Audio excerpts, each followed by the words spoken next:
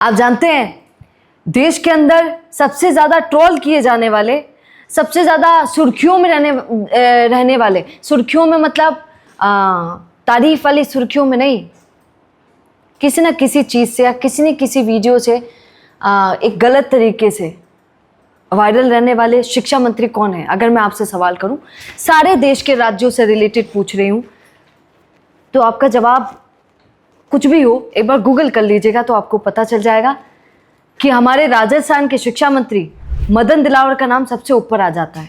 क्यों आ जाता है? क्योंकि कई वीडियोस में आप देखते हैं, सुनते हैं, आपको पता चल जाता है कि हमारे शिक्षा मंत्री के लिए सब ऐसा क्यों बोलते हैं और क्यों दिक्कत ऐसी आन पड़ी है कि वहाँ पर तो सब प्रधान का इस्तीफा मांग रहे हैं और उसी मंच पर जहाँ प्रधान का इस्तीफा मांगा जा रहा है, उसी मंच पर मदन दिलावर के लिए भी बोल दिया जाता है। उसके अनेकों कारण हैं। क्या क्या कारण है आज वही आपको बता देती हूँ, इसी पर थोड़ी सी चर्चा कर लेते हैं, क्योंकि आज उनका एक वीडियो वायरल हो रहा है और उस वीडियो में क्या बताया जा रहा है।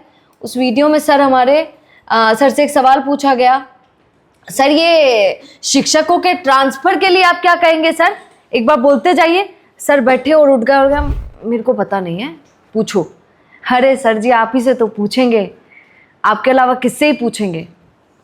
अगर मैं ऐसी बातें करती हूँ तो कई लोगों को ये भी लग जाता है मैडम आपके हाथ धो के पीछे पड़ गई हैं क्या? भैया मैं हाथ धो के पीछे नहीं पड़ी हूँ, पूरा राजस्थान हाथ धो के पीछे पड़ गया है।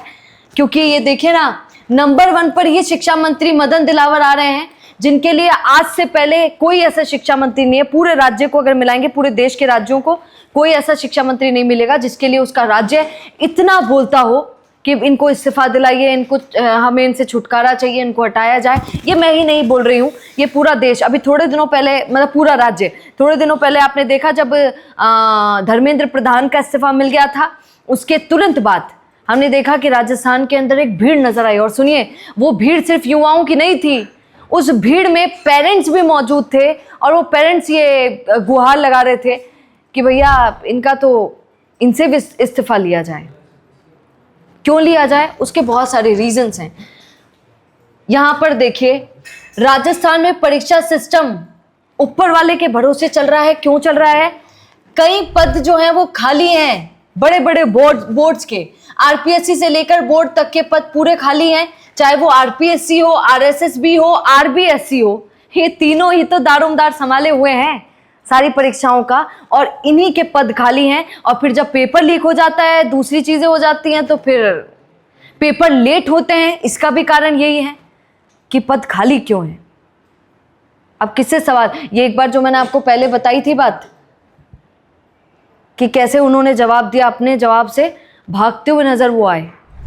सर इनकी पहली मांग थर्ड ग्रेड टीचरों की, तबादलों की। तो क्या तबादले कर रहे हैं थर्ड ग्रेड टीचरों के? इनकी पहली मांग हुई है। अभी मुझे बताइए सारी तरफा कैसे थी ये आप खुलासा करें। आपकी तरफ से नहीं थी, इनकी तरफ से थी, वो कैसे थी?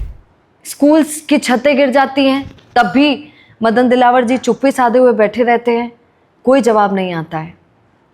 अब यहाँ पर सुनिए, आरपीएससी में कि राजस्थान में सबसे बड़ी परीक्षा लेता है, आप जानते हैं आरएएस, पुलिस, इंजीनियरिंग, सबकी परीक्षाएं यही लेता है और इसी में इतने सारे पद खाली हैं। और यही कारण है सबसे बड़ा कि इसमें आरपीएससी की वजह से कई बच्चे बेचारे जो सालों से पढ़ाई कर रहे हैं, महंगी महंगी कोचिंग्स में जा रहे हैं कि हमारा पेपर होगा उस तारीख तक तो हो ही जाएगा, तब पता चलता है कि डिले हो गया है, पेपर हो ही नहीं रहा है। क्यों नहीं हो रहा है? क्योंकि आरपीएससी में पद अभी तक खाली हैं, जिनको बैठाया जाना है वो लोग हैं ही नहीं, अध्यक्ष नहीं है, कई और मेंबर्स, सदस्य, उनकी पद खाली है।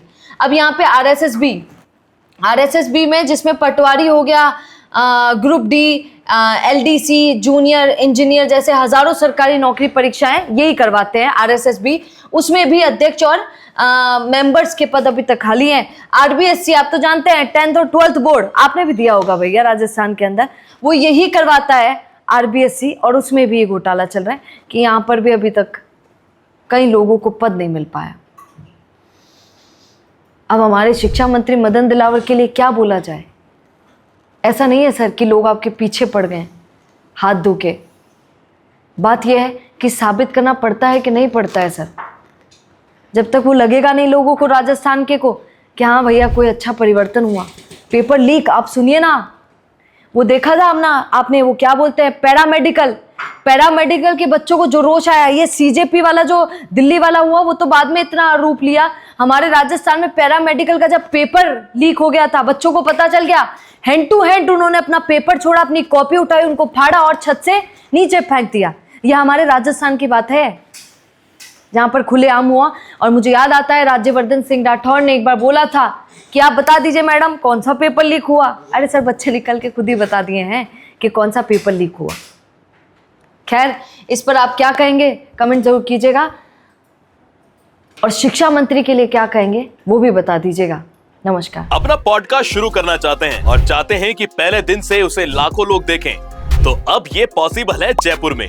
जयपुर का सबसे तेजी से बढ़ता हुआ digital news channel the fact India आपके पॉडकास्ट को वर्ल्ड क्लास बनाने के लिए जयपुर के बीचों बीच श्यामनगर में लाया है world class podcast setup, green screen setup, उसे शूट करने के लिए best state of the art facilities, editor से लेके लाखों फॉलोअर्स और करोड़ों वाली रील्स वाला यूट्यूब चैनल, और ये सब आपको एक ही जगह पर मिलने वाला है। तो पूरी जानकारी के लिए आज ही व्हाट्सएप कीजिए इस नंबर पर।